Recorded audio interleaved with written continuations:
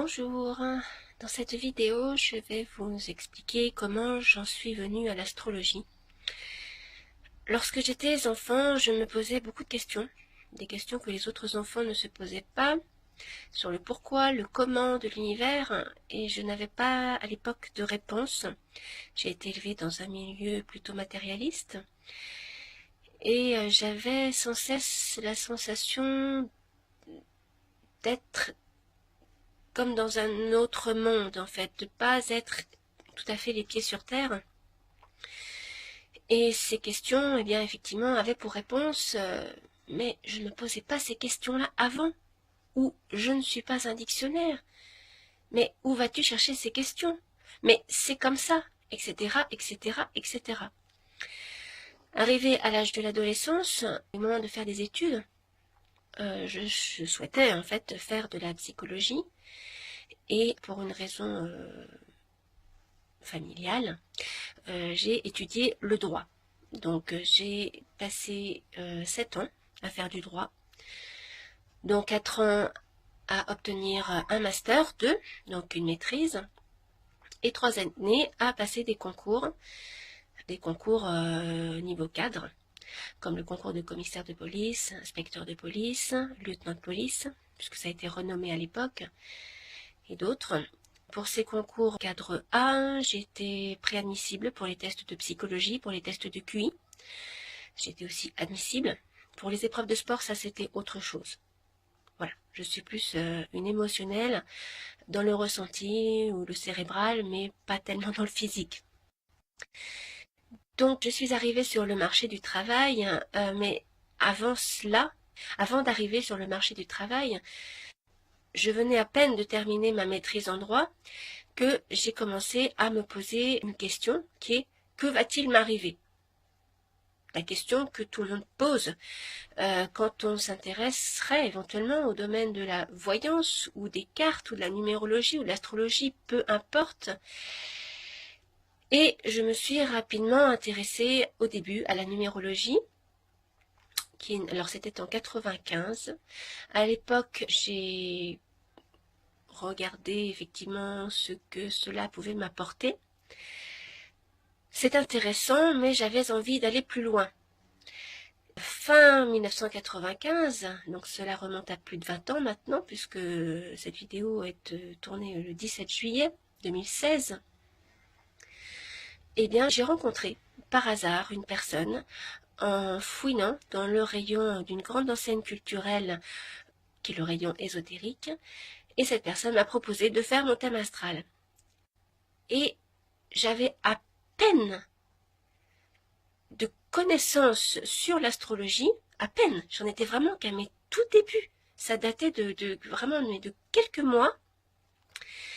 J'écoute cette personne en train de faire mon thème astral, donc je vais chez elle, elle me fait mon thème astral, et je l'écoute dans ce silence, parce qu'effectivement elle avait une voix très timbrée, très calme, et dans ces moments de silence où il réfléchissait, il ressentait, je me disais, mais de quel signe pourrait-il être?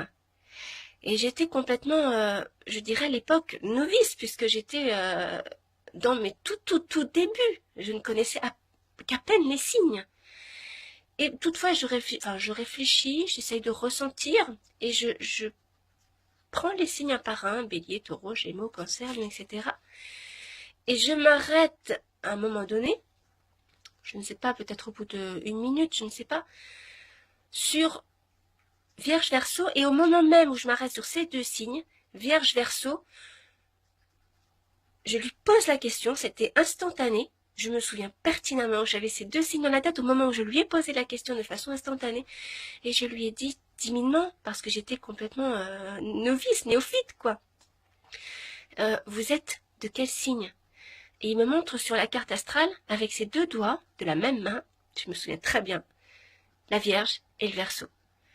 Et là, je lui dis, mais au moment où je t'ai posé la question, je vous ai posé la question, j'avais ces deux signes dans la tête. Il me dit, oui, mais tu as quelque chose. Tu as quelque chose.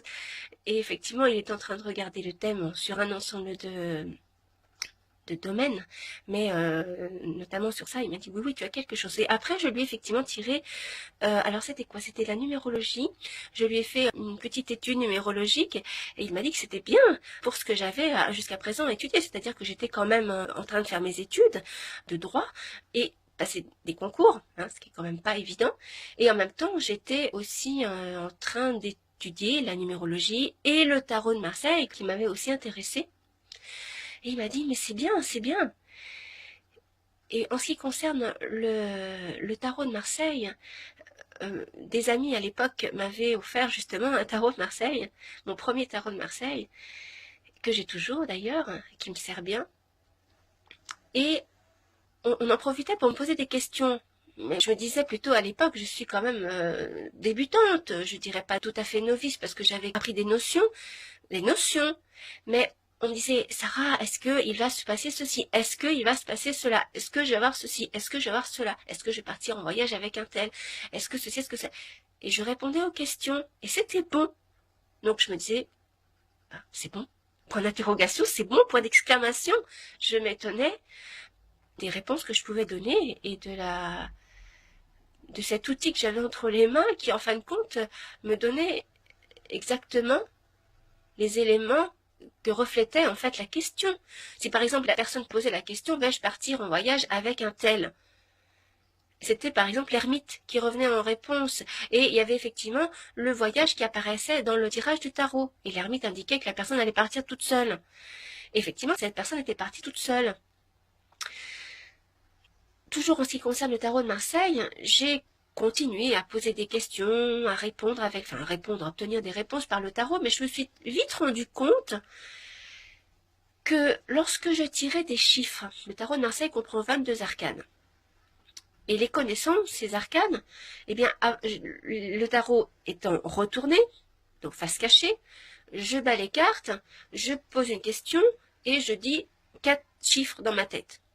Sachant que ces 4 chiffres, je sais qu'ils sont en rapport avec 4 cartes. Si mettons je dis le 1, je sais que ça a rapport avec le battleur. Si je dis le 4, je sais que ça a rapport avec l'empereur.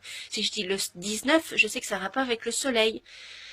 Donc dans ma tête, je donnais 4 chiffres. Mettons je vais dire le 17, le 12, le 1 et le 10, par exemple. Supposons le 17, le 12, le 1 et le 10, par exemple.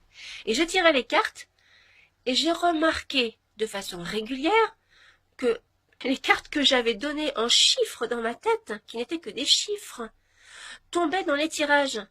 Alors des fois c'était une carte qui tombait parmi les 4, des fois c'était 2 cartes qui tombaient parmi les 4, des fois c'était 3 cartes qui tombaient parmi les 4. Et je me disais, mais bon, c'est bon. Je parlais toute seule au tarot en lui disant, je ne t'ai pas demandé de me dire ce que je t'ai dit dans ma tête, je te pose une question pour que tu te répondes à ma question. Et en fin de compte, je me suis dit, bon, ça me montre une chose, c'est que il suffit de penser d'une certaine manière pour que le tarot étant ni plus ni moins que le reflet de l'extérieur, c'est un outil qui est relié à moi, étroitement quand je tire les cartes, il suffit de penser d'une certaine manière pour que les choses arrivent d'une certaine manière.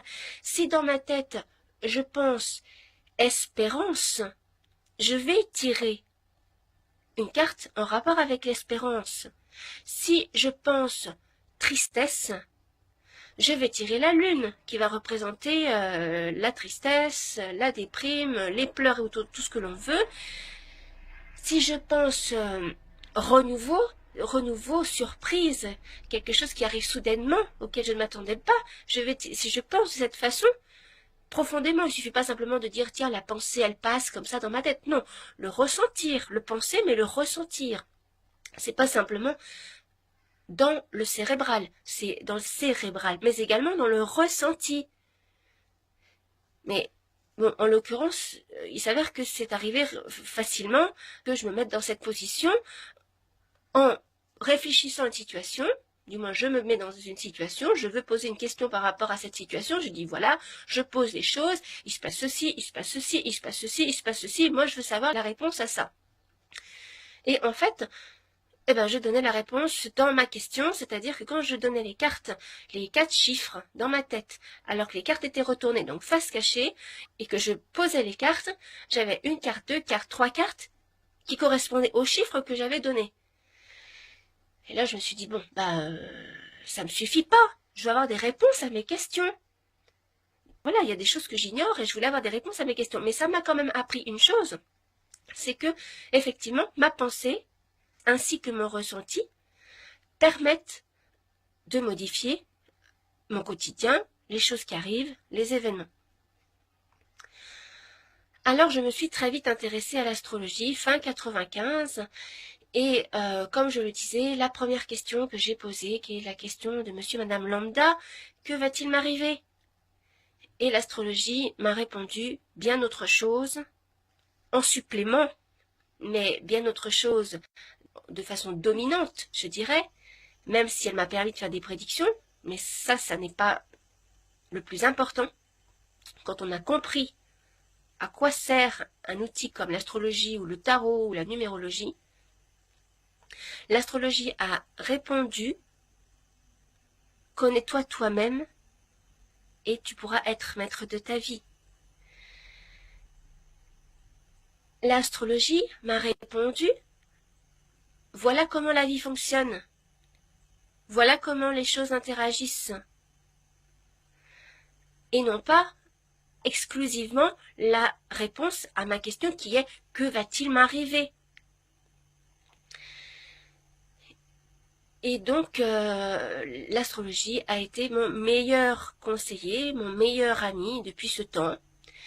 Et chaque fois que j'ai cherché à obtenir un démêlé dans ma tête, eh bien, les planètes m'ont toujours donné la réponse à ce qui devait être le sens à utiliser pour obtenir le démêlé, la solution, qui peut être plus ou moins rapide.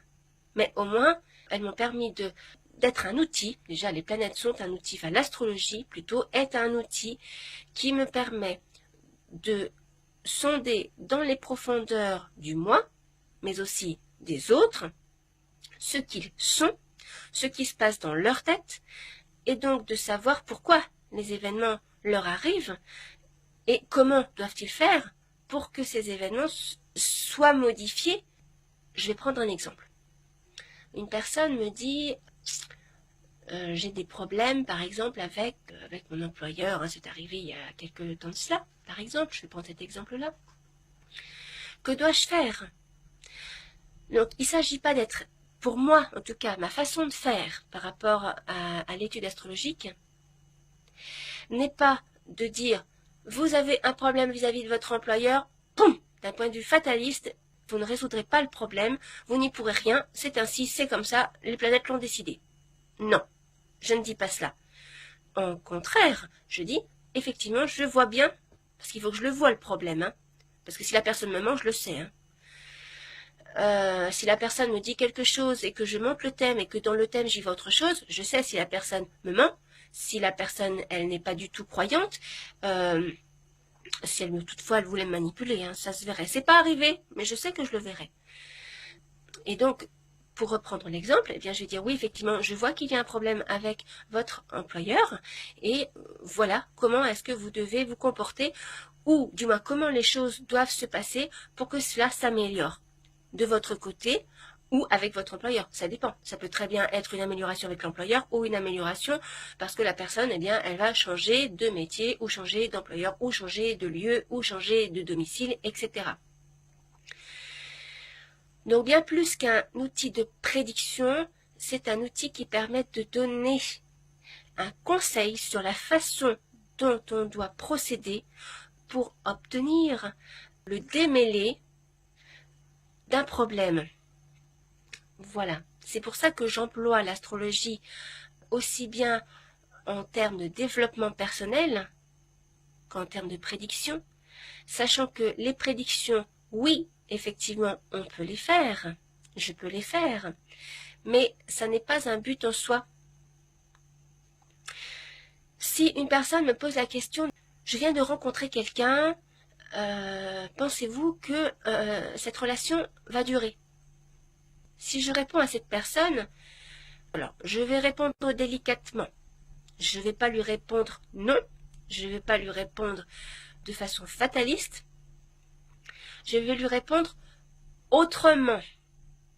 Alors, si de façon sous-jacente la réponse est non, je vais lui expliquer où cette personne intervient dans sa vie, ce qu'elle représente dans sa vie, comment faire pour qu'elle puisse obtenir la réponse à son problème, la solution, c'est-à-dire finalement elle souhaite rencontrer quelqu'un de façon durable. Donc je vais lui expliquer comment elle est, pour qu'elle puisse se connaître elle-même. Comment peut-elle rencontrer quelqu'un? Quelle est sa psychologie au moment même où elle me pose la question? Elle est comme ceci ou elle est comme cela. Donc, il va falloir faire plutôt comme ceci ou plutôt comme cela et cela va prendre plus ou moins de temps. Et je vais lui donner effectivement des périodes qui sont plus ou moins rapides pour obtenir la solution. Et donc, la personne ne repart pas avec un « non, cette personne n'est pas faite pour toi », mais elle va repartir avec une solution à la question sous-jacente qui est en réalité je veux rencontrer l'amour. C'est ça derrière la question. Mais si effectivement je ne faisais que de la prédiction, dans ces cas-là, je prends mon tarot, on me pose une question, je dis oui, je dis non, point, part, c'est tout. Et là, je fais payer pas grand-chose, ça prend 2 minutes, je vous réponds oui, je vous réponds non. Dans ces cas-là, vous allez dire, bon, si la réponse elle est non, moi ça me plaît pas, je vais aller voir un autre voyant, je vais aller voir un autre astrologue, un autre médium, un autre cartomancien, un autre tarologue, un autre... tout ce que vous voulez, puisque de toute façon tout est confondu et que dans le terme voyance on y met beaucoup de choses, et vous allez aller voir quelqu'un d'autre pour avoir une autre réponse, puisque le non ne vous plaît pas. Donc si c'est une question qui est fermée, vous allez avoir une autre réponse. Alors soit vous allez avoir une réponse non, ça ne va pas vous plaire non plus. Donc vous allez aller voir quelqu'un d'autre et vous allez encore dépenser de l'argent pour une autre personne. Et puis cette personne eh bien, va vous dire oui. Et là vous allez vous arrêter. Pourquoi? Pas parce que ça vous plaît. Donc vous allez vous arrêter. Mais alors pourquoi dans ces cas-là cherchez-vous une personne qui va vous donner une réponse fermée oui ou non en l'espace de 2 minutes avec des cartes par exemple, peu importe l'outil, alors qu'en réalité la seule réponse que vous attendez de l'extérieur, et l'extérieur n'est plus ni moins que le reflet de ce que vous êtes, est oui. Vous voulez une réponse oui, vous voulez avoir une réponse oui ou non, mais rapidement, vite fait, bien fait, pas cher, en très peu de temps, si possible gratuitement, et vous allez avoir la réponse non. Alors vous allez dire oui, mais c'est un charlatan, celui-ci, il est gratuit, en plus ça, il fait pas payer, pourquoi pas, ou alors non, à l'inverse, vous allez dire non, c'est très bien, il aide, donc cette personne aide, donc comme elle aide, elle ne doit pas faire payer, c'est normal, donc par conséquent, bon, bref, elle m'a répondu non, donc au final, ça me plaît pas, je vais aller voir quelqu'un d'autre. Donc, peu importe, soit la personne, elle l'a fait payer, elle vous a répondu non, c'est un charlatan parce qu'elle vous a pas donné la bonne réponse, la réponse que vous attendiez, soit elle fait pas payer, elle fait ça gratuitement, oui, mais c'est gratuit, c'est bien que ce soit gratuit, non, mais de toute façon, elle m'a pas donné la bonne réponse, donc c'est un charlatan. Donc, peu importe, c'est pas une question d'argent, c'est pas une question de, vous avez payé ou ça a été gratuit, vous n'avez pas obtenu la réponse que vous vouliez obtenir. Et l'extérieur n'est ni plus ni moins que le reflet de ce qui se passe à l'intérieur de vous. Donc vous allez consulter une autre personne qui va vous répondre autre chose. Mais vous n'avez toujours pas réponse à votre question. Alors vous allez consulter quelqu'un, mais oui, mais je n'ai pas le temps de ces temps-ci, on n'a pas le temps, on travaille, il faut se dépêcher, on a le métro, le boulot, dodo, métro, boulot, dodo, les enfants, le conjoint, etc. On n'a pas le temps. Donc on va consulter un voyant en l'espace de 10 minutes, hop, ça y est, c'est pas cher, c'est fait, en 10 minutes on a la réponse, oui, non. Mais moi je vous pose la question, vous avez quel âge? Combien de temps avez-vous mis pour construire votre vie? Si toutefois nous parlions que d'une seule vie. Parce que nous n'existons pas que de maintenant. Nous existons depuis très très longtemps. Pas sous forme spécialement humaine. Mais nous existons depuis bien plus que ça. Depuis que l'univers existe. Depuis que notre système solaire existe. Mais je remontais depuis que l'univers existe. Pas en tant qu'humain. En tant que matière, en tant qu'énergie, en tant que tout ce que vous voulez, en tant qu'énergie. Je ne vais pas rentrer dans les termes scientifiques, je prends les termes à moi. En tant qu'énergie, on existe sous forme d'énergie. Donc, c'est pour ça que je vous dis, vous avez quel âge? vous avez l'âge que vous avez sur cette vie terrestre, vous avez un âge beaucoup plus important que celui que vous pensez, pas spécialement en tant qu'humain, mais en tant qu'énergie, qui s'est transformée au fur et à mesure du temps, au cours du temps. Vous avez mis du temps à construire l'âme que vous avez actuellement, et vous voulez une réponse en 10 minutes, et ce, gratuitement. Et si la personne fait payer, vous allez dire, oui, mais normalement, une personne qui aide ne doit pas faire payer. Mais moi, je vous pose la question, quel est votre travail? Vous allez me dire, je suis assistante de direction. Bon, prenons cet exemple. Je suis femme de ménage. Alors, je vais prendre l'assistante de direction. L'assistante de direction, est-ce qu'elle n'aide pas le patron? Elle est assistante. Qui assiste, aide.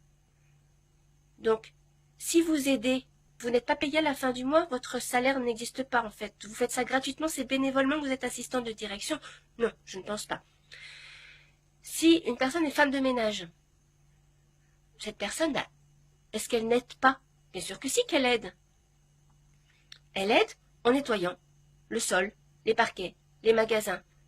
Ces personnes aident, quel que soit le métier que vous faites, vous aidez. Vous aidez quelqu'un, systématiquement.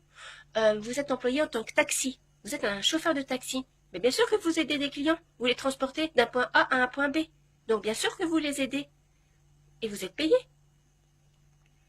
Est-ce que ça vous viendrait à l'idée de dire, bah moi j'aide les gens toute ma journée, 7 heures par jour, ou 8 heures, ou 9 heures, ou 10 heures, ou 11 heures, enfin tout ce que vous voulez, mais je vais le faire gratuitement parce que j'adore ça et que je n'ai pas besoin d'être logé, je n'ai pas besoin de payer des factures. Mais non. Non seulement vous êtes logé, vous avez des factures à payer, et j'irai plus loin. Pourquoi est-ce que vous êtes logé et pourquoi vous avez des factures à payer? Et plus précisément, pourquoi vous avez des factures à payer? Tout simplement parce que nous sommes dans une société qui, depuis des années, des millénaires, a fait que nous avons mis, nous, humains, et nos ancêtres, avons fait en sorte que la société soit basée sur le matérialisme, sur l'ego et sur le pouvoir. C'est-à-dire qu'à partir de l'instant où vous avez de l'argent, vous êtes riche. Et la plupart des personnes, la très grande majorité de la société vit avec une valeur, qui est la valeur lambda de monsieur, madame, quasiment tout le monde, qui est l'argent. Simplement, comme vous le savez, l'argent ne s'emmène pas au paradis. Alors vous allez me dire, bah c'est pour ça que quand on vous demande d'aider, faites-le gratuitement. Mais là, je vous repose la question, mais est-ce que vous vous aidez gratuitement quand vous travaillez? Non. Donc, j'en reviens à la question de l'argent. L'argent, aujourd'hui, est la valeur déterminée par des personnes qui sont plus haut placées que les citoyens. Et bien avant eux, leurs ancêtres, des gouvernements précédents. Et la vraie valeur, ça n'est pas la valeur de l'argent, car si tant est qu'il ne devait rester dans l'univers, allons dans l'univers ou sur Terre, comme vous le voulez, mais supposons qu'il n'y ait plus de planète, qu'il n'y ait plus de Terre, qu'il n'y ait plus de Lune, qu'il n'y ait plus rien dans l'univers, qu'il y ait juste une pièce de monnaie dans l'univers, et vous, que feriez-vous avec cette pièce de monnaie? Quelle valeur cette pièce de monnaie a-t-elle? Il n'y a plus d'amis, il n'y a plus rien à acheter, il n'y a plus aucun produit, il n'y a plus rien à manger, il n'y a plus d'animaux, il n'y a plus de végétaux, il n'y a plus de minéraux, il n'y a plus de montagnes, il n'y a plus de vêtements, il n'y a plus de CD, il n'y a plus de télé, il n'y a plus d'internet, il n'y a plus de portable, il n'y a plus de tout ce que vous voulez, il n'y a plus de club de vacances, il n'y a plus de départ en vacances, il n'y a plus de vol d'avion, il n'y a plus rien. Vous avez juste cette pièce de monnaie. Qu'est-ce que vous en faites? Est-ce que cela vous apporte de la valeur? Non. L'argent en soi n'est pas une valeur. C'est une contrepartie de quelque chose qui pour vous a de la valeur. Mais il s'avère que la société à l'heure actuelle en est encore à un stade pas très évolué où l'argent est la valeur dominante. Et on ne peut pas faire les choses sans avoir à payer. Donc puisque je et nous évoluons dans une société qui est ainsi faite, et encore ainsi faite, même si certaines personnes se battent pour que les choses se modifient, pour qu'il y ait de la solidarité, pour qu'il y ait de l'entraide, pour que nous basions le système sur d'autres fondements, eh bien, puisqu'il en est encore ainsi aujourd'hui, nous fonctionnons encore avec l'argent et tant que les choses n'ont pas changé, sont encore de cette manière, eh bien, nous ne pouvons pas faire autrement que de payer nos factures. Donc, comme je suis dans cette société et que je contribue aussi à ce qu'il y ait plus de solidarité, plus d'entraide, plus de choses qui soient naturelles, mais que malheureusement, il en est encore ainsi que l'argent reste une valeur dominante, eh bien, je ne peux pas faire autrement que, oui, de demander effectivement de faire payer. Donc, je ne vais pas faire payer des grosses sommes, parce que moi-même, je ne m'achète pas des grosses choses. Je ne suis pas une richissime qui vient s'acheter des objets de luxe. Je ne suis pas matérialiste. C'est d'ailleurs pour ça que je me suis très vite intéressée à l'ésotérisme. Bien, je n'aime pas ce terme, mais j'ai employé le terme de sciences humaines, c'est-à-dire les cartes, la numérologie, l'astrologie, et autres choses également, hein, comme la médiumnité, le paranormal, la parapsychologie, mais à la base, je ne suis pas matérialiste. Voilà. J'ai été élevée dans un contexte matérialiste, donc ainsi, mais je ne le suis pas. Donc, je ne m'achète pas des grosses choses. Simplement, oui, comme tout le monde, j'ai des factures à payer. Voilà. En ce qui concerne l'astrologie, pour revenir au sujet de l'astrologie, donc comme je l'ai noté sur mon site qui s'appelle sarahbrossillon.astrologue.blog.fr, eh bien je peux répondre à tout un ensemble de questions sur différents domaines, puisque dans l'astrologie, on peut y voir beaucoup de choses qui touchent à différents domaines, différents secteurs de vie. Ça peut être aussi bien la personnalité, l'argent, le don, les valeurs, la façon dont vous stockez les choses, votre mémoire, comment ça peut être des détails, hein, des détails d'ordre psychologique. Comment vous stockez par exemple une information? Qu'est-ce que vous faites de cette information? Quel est le rapport qu'il y a entre ce que vous vivez intérieurement, dans votre esprit, les événements qui se passent et votre santé? Par exemple, pourquoi est-ce qu'il y a une chirurgie, par exemple? Pourquoi est-ce que vous avez une maladie chronique? Donc, bien évidemment, c'est un médecin qui va établir un diagnostic. C'est eux qui sont officiellement habilités à établir un diagnostic. Maintenant, si on veut effectivement comprendre un petit peu plus, ou un peu plus, ou plus, pourquoi est-ce que telle maladie vous affecte, eh bien, on peut fouiller à travers la connaissance de vous-même, à travers votre âme, à travers votre thème astral, ce qu'il s'y passe, et voir où sont les nœuds. Et les nœuds sont vos propres blocages qui viennent somatiser et créer des problèmes d'ordre physique. Voilà. Alors, pour les petites anecdotes que j'ai en ce qui concerne l'astrologie, eh bien, combien de fois me disait-on, je sais pas moi, à propos d'une personne, mais tu l'auras au téléphone, ne t'inquiète pas, ou ceci, cela. Et moi, je savais pertinemment que non, je ne l'aurais pas au téléphone, mais que j'allais la voir tel jour.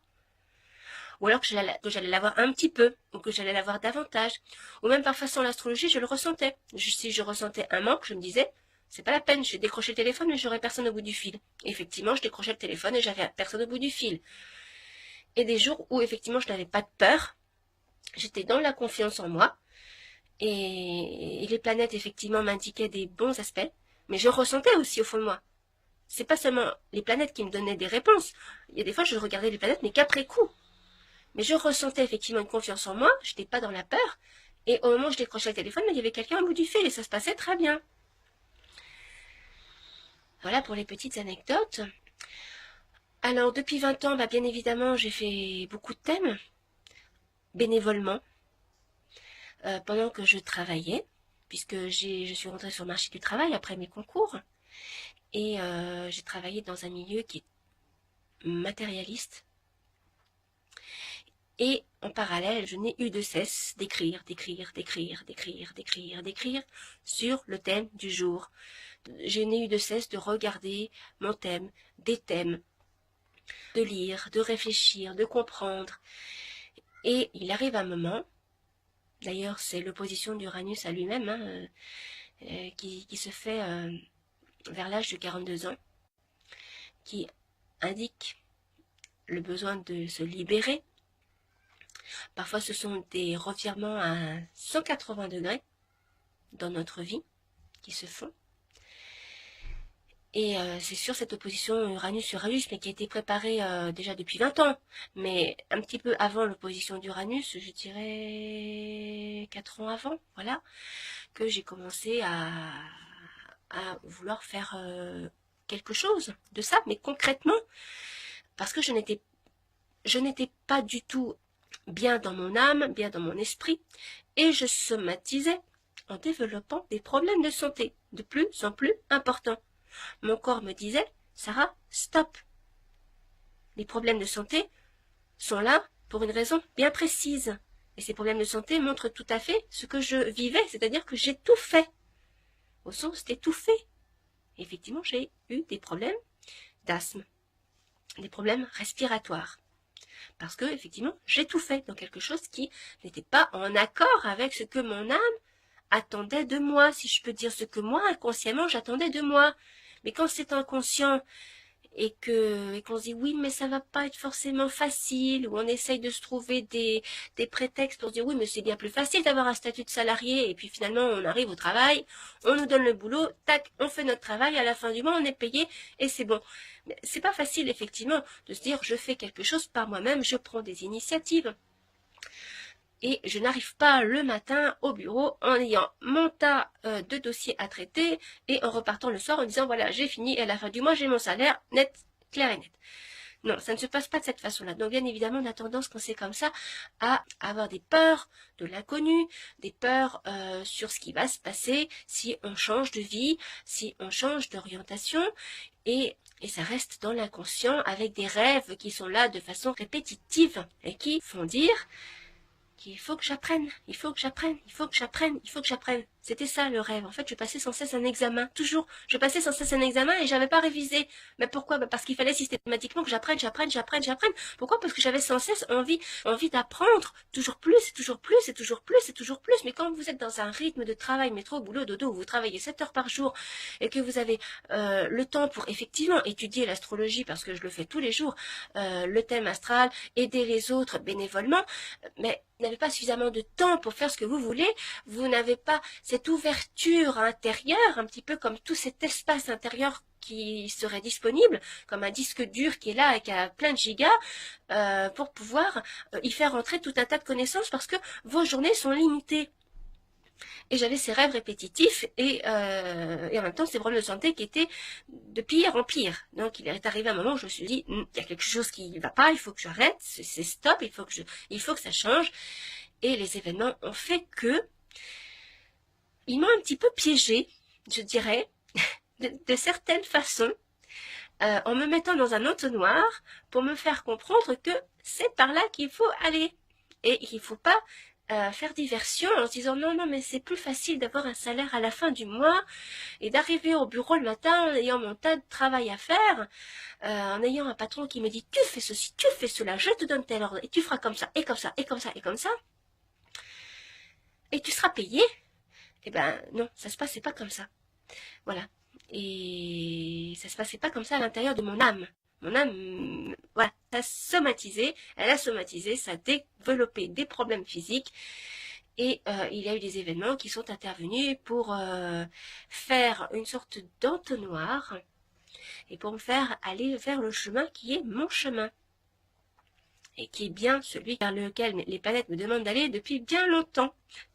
Voilà, donc c'est pour cela que je fais cette vidéo, pour expliquer comment les choses ont évolué pour moi depuis 20 ans. Aujourd'hui, effectivement, j'ai mis en place un site, une chaîne YouTube, une page Facebook, une page Google. Et je vais me consacrer à ce qui me passionne depuis des années, ce qui m'intéresse, ce qui me nourrit le plus profondément. Mais je ne cherche pas à faire de la prédiction particulièrement. Je peux le faire. Je peux le faire. Mais ce n'est pas ce qui est le plus important pour vous. Car si aujourd'hui une personne vous répond non à une question lambda, est-ce que je vais rencontrer quelqu'un dans l'année qui vient et que je vous répondrai, par exemple, je ne vais pas vous répondre non parce que ça n'est pas ma façon de faire. Je ne vais pas vous répondre non. Mais la réponse sous-jacente est non. Mais je ne vais pas vous répondre ça. Mais si toutefois je vous répondais non, ben vous n'allez pas avoir une satisfaction. Non seulement vous allez avoir payé, mais en plus ça, vous n'allez pas avoir de satisfaction.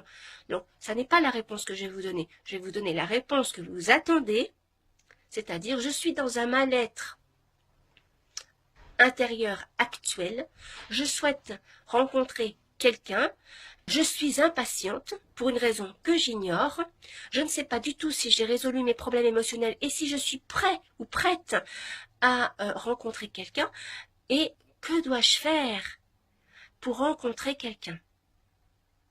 Et là, je vais pouvoir vous donner une réponse. Alors, je peux vous donner la réponse sur la première question. Vais-je rencontrer quelqu'un l'année prochaine? Ça, je peux vous donner la réponse. Mais si je vous dis non, quelle va être votre satisfaction? C'est ni une satisfaction pour moi, ni une satisfaction pour vous. Donc la réponse sous-jacente va être, si c'est non, la réponse sous-jacente est non. Mais par contre, je vais vous dire comment faire pour répondre à votre préoccupation actuelle. Et là, vous allez en ressortir avec quelque chose qui se libère intérieurement et vous allez comprendre pourquoi c'est bloqué et comment vous devez faire pour que ça se débloque. Voilà.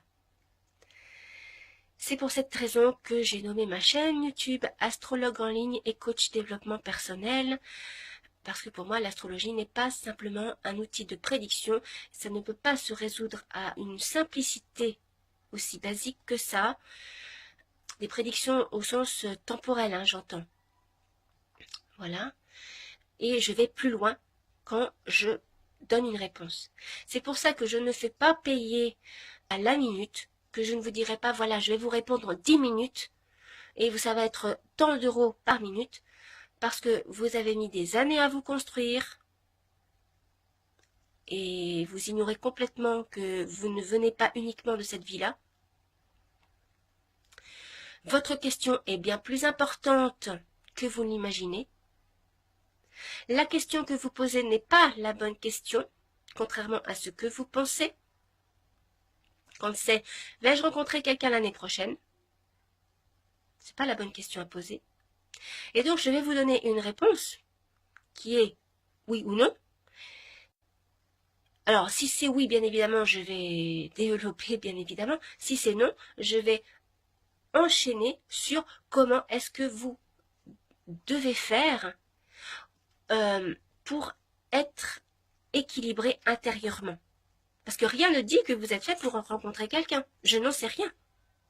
Vous me posez la question, mais si je vois que la réponse est non et que je vais développer derrière pour pas que vous en restiez sur cette fin-là, parce que je ne vous laisse pas sur cette fin-là, non, et que j'y vois finalement que vous n'êtes pas fait pour être avec quelqu'un, mais que vous avez plutôt une vie de solitaire, une vie où vous avez besoin de faire une introspection sur vous-même ou d'aider les autres ou d'être dans l'aide de votre prochain, dans ces cas-là, je vais développer, je vais faire cet enchaînement, je vais développer, argumenter sur ce que vous êtes, sur le sens dans lequel vous devez aller pour trouver un équilibre intérieur et pour vous épanouir intérieurement. Voilà.